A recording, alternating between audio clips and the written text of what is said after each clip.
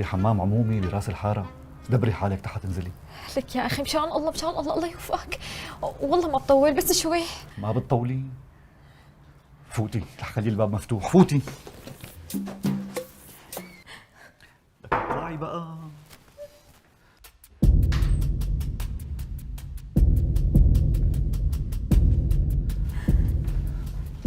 من في عندك هون؟ سيدي ما عندي حدا، في وحده تواليت. من في هون؟ لك شو هاد؟ مين مربطها هيك؟ سيدي والله مو انا. بدفع مليون ولا بحل لك القصة. شو هيك؟ مليون؟